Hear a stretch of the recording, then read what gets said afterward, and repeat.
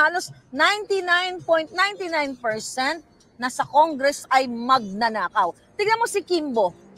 Simula sa pagiging simpleng teacher, di ba? Siya ang nagbabiral ngayon. Siya pa lang yun. Simpleng teacher na nagta-tricycle na parang luya ang kanya mga paa. Okay? Na parang ano ba yung outfit, ano niya, tsinelas siya, ganyan-ganyan. Nakapatek Philip, lahat na para sa mga susunod, dapat sa susunod na may pagbabiral ngayon. Siya pa lang yun. Simpleng teacher na nagta-tricycle na parang luya ang kanya mga paa. Okay? Na parang ano ba yung outfit, ano niya, tsinelas siya, ganyan-ganyan. Nakapatek Philip, lahat, name it, naka-Hermes. Saan kumuha ng pera yung poki ng inang yan? Ha? Saan kumuha yung babae yan? Yan dapat ang binibitay.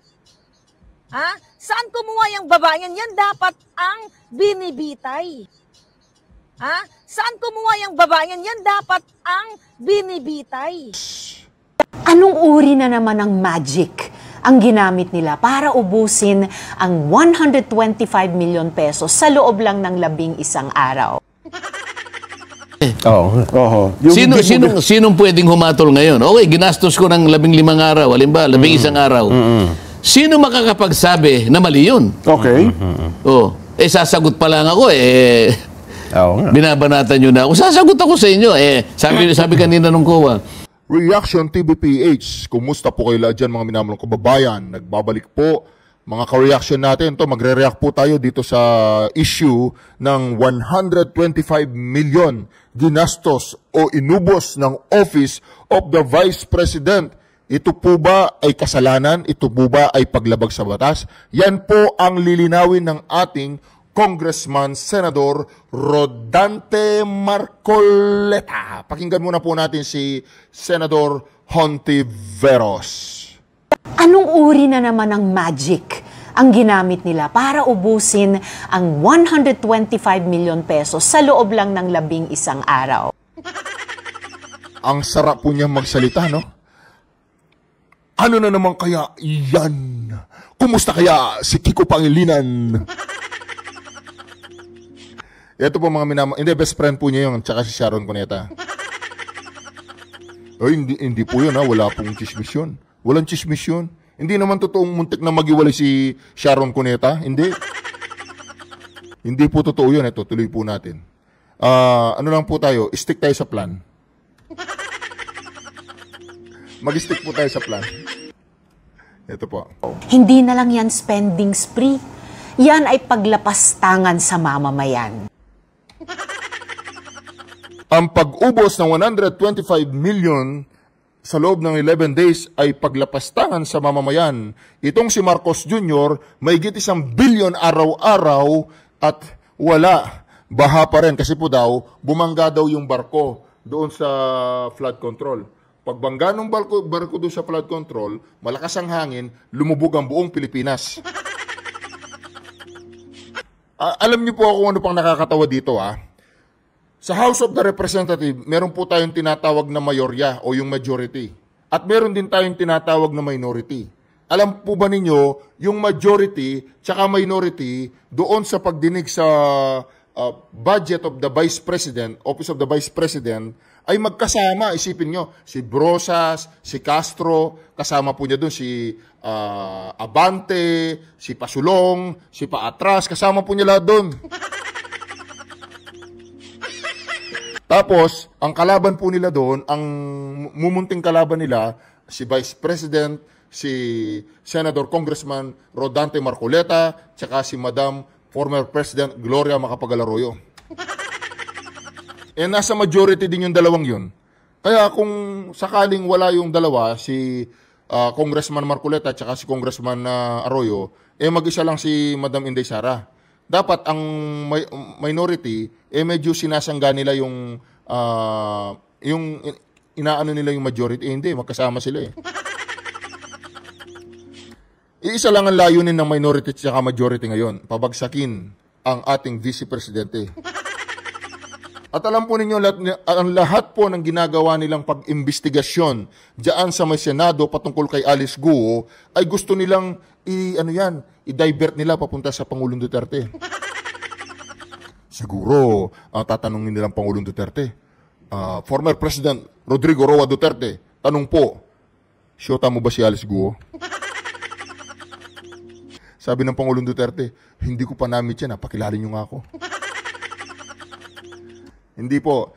Kaya po, kung makikita ninyo, yung palabas niya sa Senado, tsaka palabas dito sa Kongreso, lahat po yan gusto nilang ipagdugtong-dugtungin at ano sila ng pelikula, ay uuwi lahat yan sa Pangulong Duterte. Ganun po yan. Isipin mo, itong 125 million 11 days na ginastos ang tinatanong nila yung war on drugs. Isipin mo, umihingi ng OBP budget, ang tanong sa kanya, ilan yung namatay nung panahon ng tatay mo? Konektado po ba yun doon sa budget sa 2025? Ang tatanong nila, bakit napakatahimik nung panahon ng tatay mo? Bakit hindi natatakot yung mga taong maglakad sa gabi nung panahon ng tatay mo? Ay, sabi ng antivirus, ay hindi, tanungin natin, bakit naubos yung mga adik sa daan nung panahon ng tatay mo? Di ba paglabag sa yun, karapatang pantao, yung ubusin mo yung mga adik, pusher, tsaka mga drug lord? Ay, ngayon po, hindi po ngayon, iba pong usapan ngayon. I-comment po ninyo sa comment section kung meron nararamdaman po ninyo yung security nung panahon ng Pangulong Duterte at security ni Marcos Jr. Isipin mo, yung presidente natin, si Marcos Jr., ano daw? Marami daw siyang katsokaran dyan sa mga nagkakalat-kalat dyan sa daan. Kaya po mga minamahal kong kababayan, dito po mga minamahal kong kababayan, marami po ngayon ang nagtatanong. Marami po nagtatanong ngayon. Kumusta na kaya si Marcos Jr.?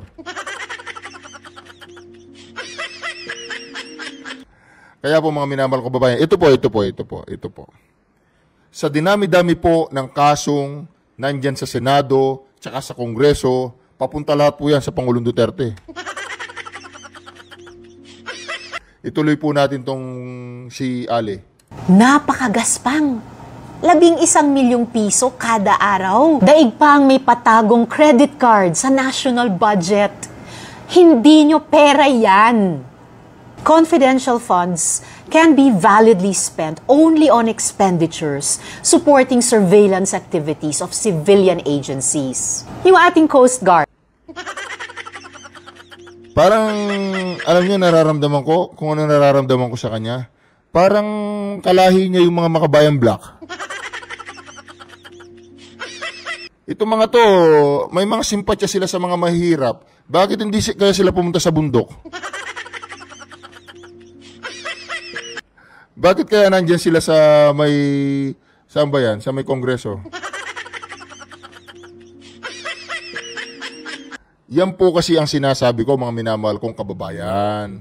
Yan po ang sinasabi ko dyan. Ang daling magsalita, para lamang may maibutas. Ang tanong, naubos ng 11 araw, kasi nga, binigyan na lang siya ng 11 araw, binigyan na lang siya ng 11 araw para gastusin. Di ginastos niya lahat, pinonduan niya yung mga anti-makabayan. Ito po, pakinggan po natin si Idol Rodante Marcoleta. Ito po sasagutin po niya yan, huwag po kayong mag-alala. Sa inyong pagdesisyon kung ano po ang kahihinat na ng proposal na ito sa inyo. Ayun. Yun ba'y kabastusan? Well, mukhang ang tingin po ang nagsalita is a vice president. Oho. O ngayon, sasabihin mo ngayon, hindi, kailangan ka namin tanongin, bakit noon hindi nyo ginawa ito sa iba? Yun ang katapat na tanong dun Ba't ngayon lang kayo naglululundag? Ayun ang ayaw nila Dapat noon, naglulundag din kayo para sa ganon, parehas lang. Ang kaso, sa tagal ko nga dito, sabi ko sa inyo, 2004 to 2023, Wala akong nakitang naglulundag. Ngayon lang 2024, dito ko nakita. Opo. Hindi kasi naman daw, Kong, ito naman ako, binabagin ko lamang din po to. Wala naman daw po kasi sa kasaysayan na mandakin nyo, 125 million naggasto sa loob ng 11 araw, Kong. Bakit? Parang hindi niya pangkaraniwan nga naman yun. Di ba? Masyado ka suspityoso eh. Hindi ba? Opo. Bakit? Ba't hindi gagastusin kung talagang binigay yun? Kaysa naman dumating sa, isoli mo sa treasury. Anong nangyari sa PhilHealth? Na pera ng mga miyembro? Hindi ibinigay sa mga miyembro. Dapat sana inagamit ito sa pangkalusugan ng mga miyembro. Ayun, ibinalik sa treasury. Bakit? Pera ng tao yun eh. Pera ng miyembro yun. Pagkatapos, sino ngayon ang sisisihin mo? Halimbawa, doon sa pagkakasoli noon, halimbawa, 1,000 ang namatay. Sana man lang, kalahati noon ay nasave mo, nailigtas mo sapagkat nabigyan ng karampatang lunas. Wala eh. Sino makapagsasabi na maaari kang nakapagligtas ng buhay? Eh, hindi ganun nangyari. Pero walang naninisi doon. Buhay ang pinag-uusapan doon eh. Oo nga naman, ano? Ay, nako. At saka yung iba nga, pinupuna dahil sa hindi ginagamit yung pondo dyan. Ayun, yung sobra naman ng pagtitipid, hindi naman nila ginugugol. Wala nga pumapansin doon eh. Pareho lang naman ang epekto nung kung sakasakali, baka mas malala pa eh. Dahil po sa kakulangan ng mga ibang supporting documents. Yung iba po naman ay hindi naging compliant to sa mga ibang requirements na kinakailangan po. Kaya po nagkaroon po ng notice of disallowance. So, sa sandaling mapatunayan niya yan, sa sandaling makakuha siya ng supporting evidence, halimbawa, sa sandaling makapag-comply siya, magiging allowed din yan, hindi ba? Opo, kanila, Ba't hindi mo hintayin yun? Oo nga. Ay, paano nga pala kung lumabas ang pagkakataon after 6 months, sinabi ng COA, oy, allowed pala, tama pala yung report, yung disallowance pala ay... Tatayo daw yung nag-privilege list para sabihin niya, I'm sorry, Madam Vice President. Pero, yung paggalang, hindi mo na binigay, di ba? Tumira ka na kagad. Kahit na mali, na hindi ka dapat tumayo sapagkat merong pending bill, tumayo ka at walang sumansala sa'yo dahil sa kanyang, sa pagmamadali ninyo na magkaroon kagad kayo ng hearing. Ayun. Di ba? Yun ang naglululundag. Anyway, basa pa po kami ng mga reaksyon, ha? Sa Facebook tayo. Tignan po ninyo yun, sinagot po ng ating Senador Congressman Rodante Marcoleta, there is nothing wrong. English po yan, wala pong mali sa kung ginastos niya ng 11 araw yung pondo. Walang mali doon. Alam niyo kung anong mali? Si Risa Hontiveros. Ang mali po doon, yung ninakaw. Ninakaw mo yung 11 million, 125 million. Hindi. 11 days. Okay, pambili natin lahat yan ng bayaran natin lahat ng mga espiya natin. Bayaran natin yung mga hindi pa natin nabayaran. Para naman wala tayong utang. Ubusin natin yan kasi balik natin sa kanila. Nanakawin lang nila yan. Tama po ba yan? Kaya lang, baka nanggigigil sila. Gusto nila silang umawak ng 125 million eh. Ba't hindi mo tanongin si Marcos Jr. kung nasaan yung 1 billion per day ng flood control fund? Tapos tanongin mo din itong si Stella Kimbo, baka pinambili ng relo. Yung sahod niya, hindi yung pondong 11 billion. Ay, hindi yung pondong 1 billion per day. Baka pinambili niya ng mga bag, mga artista van, yung sahod niya. Sa malaking sahod ni Stella Kimbo di ba? 200,000 ang sahod niya, araw-araw. Araw-araw po, joke lang po yan Baka mag-expect si Stella Kimbo. Sabi ng isang vlogger dapat daw 200,000 ang sahod ko araw-araw. Sige, puntahan mo si Tambaluslos. Sabihin mo, sinabi ng Reaction TV PH, 200,000 per day ang sahod mo. Total, kahit kanino man, naniniwala kay.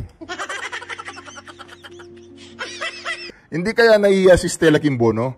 Meron akong mga picture ni Stella Kimbo Yung nung hindi pa siya mamahaling relo, tsaka, mamahaling relo, tsaka mamahaling bag. Meron akong picture nun Feeling ko mas bagay sa kanya yung mga picture na yun kesa ngayon Kasi noon, nung wala pa siyang mga ganyan, mukha siyang tao Hindi ko naman po sinabi ngayon, mukha siyang tae. Mukha siyang kongresista ngayon. Sa kongreso, kailangan yung relo mo, 2 million. Pag hindi 2 million yung relo mo, hindi ka papapasukin niya sa kongreso. Kasi hindi maniniwala yung mga security dyan na kongresista ka. Di po ba? Kaya mga minamahal kong kababayan, pag kayo mga kongresista na, kailangan bumili kayo ng relo, 2 million. Kaya naman mga minamahal kong kababayan, ito speaking of Stella Kimbo, panoorin po natin ang ating kaibigan si Madam Maharlika. Tinuturing ko po siyang kaibigan kasi binabanatan niya si Marcos Jr. Naalala ko si Madam Maharlika nung panahon ng eleksyon, talagang todo suporta siya. Pero nung naimasmasan siya, sabi niya, walang iya. Bangag pala. Alam niyo po, nagpapaniwala sila dun sa interview Yung parang normal siya pag ini-interview mo. Siyempre, kargado siya ng mga ideas. Siyempre, nakakarga si Marcos Jr. ng mga advices. Siyempre, batak na batak yung kanyang t-shirt. Kaya mga minamahal kong kababayan, si Madam Marlica, talaga naman, nung panahon ng eleksyon, talaga naman, ibang klase ang suporta niya. Nung pagkatapos ng eleksyon, ay masmasan siya. Wala stick. Yung asawa ni Bangag, binubugbog siya. Kawawa naman si Bangag. Ito po, pakinggan po natin. Kasi po, congresswoman na siya. For your information. Naka-Hermes. Saan kumuha ng pera yung puki ng inang yan? Ha? Saan kumuha yung babae yan? Yan dapat ang binibitay. Kaya dapat sa susunod na may presidente, bitay ang hatol sa mga yan. Di ba? Ayun. Bitayin na daw si Stella Kimbo. Hindi po ako nagsabi nun si Madam Marlica. Bitayin si Stella Kimbo.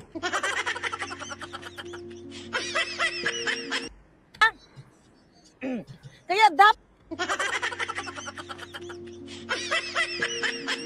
tuloy. sa susunod na may presidente, bitay ang hatol sa mga yan. Di ba? Para sa mga susunod, di ba anong sabi ko sa inyo? Pag ako ang naging presidente, ibabalik ko, oh, this is just kidding aside, okay? Ibabalik ko ang bitay para yung mga susunod na politiko na ma-elect ay matatakot ng magnakaw dahil utdon ko tanan, utdon natin lahat ang dapat utdon, magsimula sa mga daliri hanggang dito utdon natin pag sila ang nagnakaw sa kaban ng bayan. Kawawa, kayo dyan, you travel places, you travel the world. Sabi ka, Attorney Glenn, nakakalungkot yung Pilipinas, ang daming mga politiko na nagta-travel sa iba't ibang bahagi ng Pilipinas. They see good places, beautiful places na pwedeng i-apply sa Pilipinas, na pwedeng gayahin. Pero anong ginagawa ng mga puta? Damo yan si Kimbo. Si Kimbo na lang, magsimula sa tricycle, naka-artista van. Magkano sweldo niyan? 2019 lang naman siya nag-start. 2019, 20, 21, 22, 23, 24. Okay, 5 years. 5 years, magkano sweldo niya? 300. Sabi mo ng 200 nga lang siguro. O, 5 years. O, tignan natin, ha? O, tignan natin, compute natin. Ikaw, Kimbo, Kiki mong blue, alright? Leche ka, o, 300 times 12. Okay? Tama ba? Okay. Tignan natin. 5 years yun, di ba? O, 3.6 million sa isang taon. Tapos ang suot, 12 million, 8 million. Kaya nga lumubog, di ba? 10 million. Yung sapatos, self-explanatory, darling, mga palangga. Saan niya ninakaw? Eh di sa Kaban ng Bayan, times 5 years. 18 million. 18 million ang sweldo niya. Okay? Ang isang suot niya, meron siyang suot na relo ba yun? O something na mga last? 20 million. Saan mo ninakaw, Kimbo? Ikaw, jutang, ginemis kang, mukha kang, alam mo yun? My God, mga kababayan, hindi pa ba kayo gising? Hindi pa ba kayo magsasalita? Pera ninyo, hirap na hirap kayo. Ang krimen nagtataas, ang mga bilihin nagtataas. Pero sila, sinusuot lang sa mga aso katulad kay Heart Evangelista. Asawa ng senador. Ganon nila kadali lustayin yung pera ng bayan. Sweldo ba? Sweldo to 7 million. Sweldo ba yan ni Escudero? Saan? Kaya paulit-ulit natin, saan kumuha yan si Heart? Nang pambili ng 12 million na necklace na Bulgari dahil sa inggit niya kay Wurzbach. Saan? Doon sa pag-model niya sa kalye? Kaya dapat talaga ito mga inayupang tatlo, si Escudero, dapat yaan ang mga chine-check lahat, ang lifestyle check. Well, you know what? Self-explanatory. Wala nang lifestyle check yan. Dapat gur-gur na yan eh. Kaya nga, I'm hoping sa next natin na mga tagapamuno ng bayan o presidente or mga nasa Congress at Senado, yung talagang totoong may pagmamahal sa bayan. Kasi, Kimbo pa lang yan. From simpleng teacher, nagsusot ng 20 million, artista ban mula sa tricycle. Tangina, ako, ang tagal na namin dito sa Amerika. Nakabili ba ako ng 20 million? O 10 million? Malaki pa sweldo ko sa mga yan eh. Kung titignan natin. Yung 300,000 yung sweldo, malaki pa sweldo namin yan dito. Hindi lang ako. Dito kami na sa Amerika. Actually, we can make, more than that. Kalahating million, maybe more than that.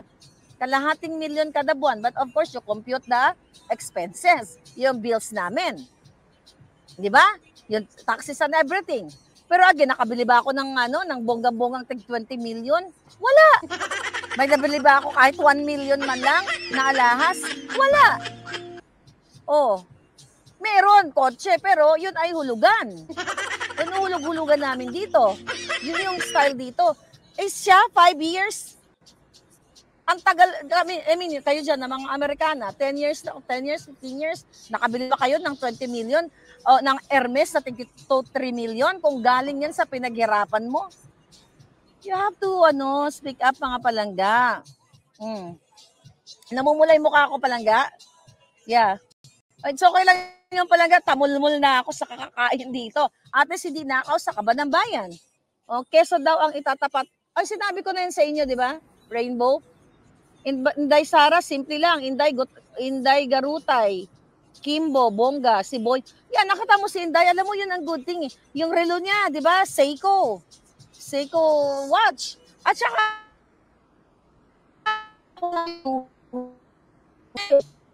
ba't ito lang, di ba? Lang naman yan, 1 million, 6 million, 2 million. Oh my goodness, gano'n nila lustayin. How much more si Zaldico? Seko patik lang yung kay Inday, sabi ni Palangga. Hindi, really patik, seko lang. So anyway, dito natin makikita, napapaos ako Palangga. Sa totoo lang, putang ina napapaos ako sa kakalaban sa mga buwaka ng inang to. Pero you know what? It's your duty.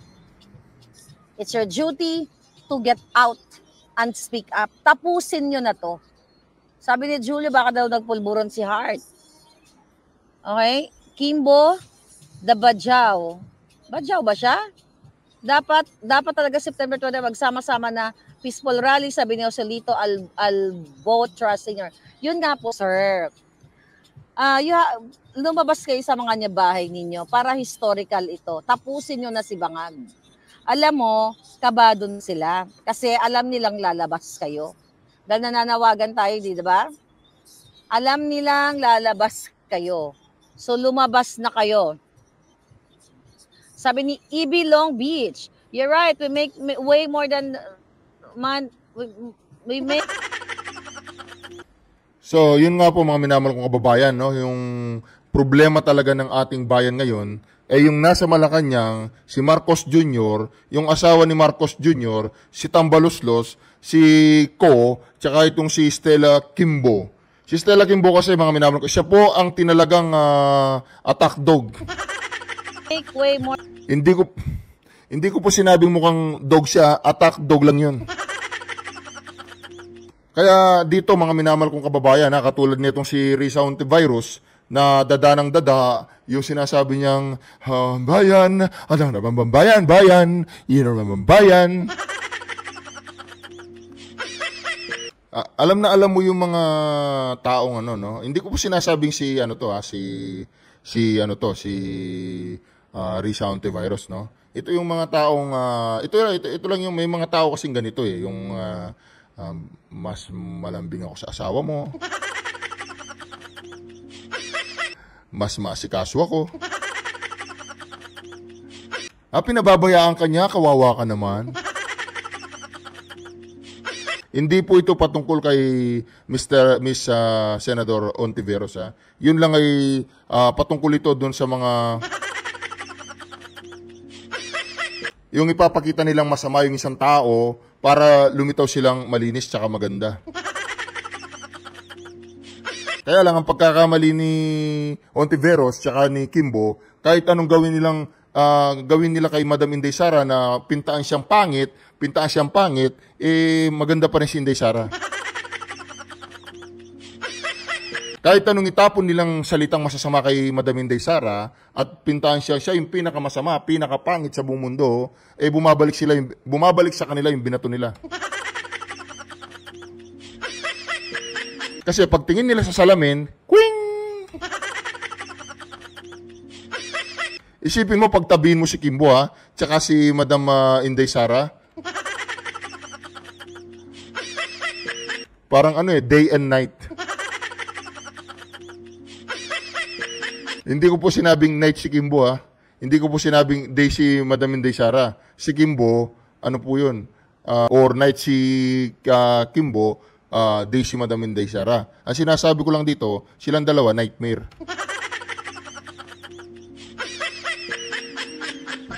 Kaya mga minamahal kong kababayan, nakikita natin ngayon, ang gulo-gulo ng Senado, ang gulo-gulo ng Kongreso. Alam po ninyo, lahat po yan papunta sa Pangulong Duterte. Ayaw ko na makialam dito sa kay Kibuloy. Problema ni Kibuloy yun. Kasi di ba, stop. Si Kibuloy po, kaya niya magpa-stop. Kaya hindi ko na muna siya masyadong minimension dito sa ating channel. Pero sana lumitaw ang katotohanan. Kawawa naman yung tao, no? Kung politika lang yan at nakakulong siya. Pero kung talaga may kasalanan po si Kibuloy, dapat niyang panagutan. Pero ang mahirap dito, hindi yung si Kibuloy yung problema. Bakit nakakulong si Kibuloy eh? Alam niyo po, yung issue ni Kibuloy, papunta pa rin kay Tatay Digong yan. Kasi may naririnig ako si Kibuloy daw parang bugaw. Walang nga, pastor, ginawang bugaw, bibigay daw yung mga babae kay Tatay Diggs. Yung kalokohan ni Remula, no, tsaka kalokohan ni Romualdez, isama mo na si Ko, tsaka si Marcos Jr., pinagsama-sama yan, pag binlender mo yan, ano pong kalalabasan yan, alam nyo kung ano? Yung binagoongan na hindi mo makain. Pero wag niyo po silang i-blender, kawawa naman. Walang kakain sa kanila. Hindi po, kidding aside, no? Kidding aside.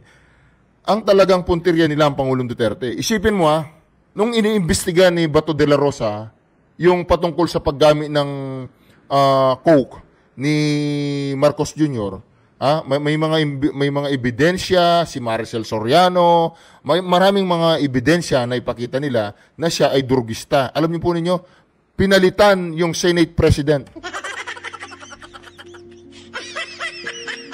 Alam po ninyo kung sinong pinalit? Si Escudero, na ang asawa niya ay si Hart Evangelista. Ay hindi ko po sinabing child abuse yun kasi nasa ustong gulang na si Hart Evangelista nung napangasawa niya si Senador Escudero.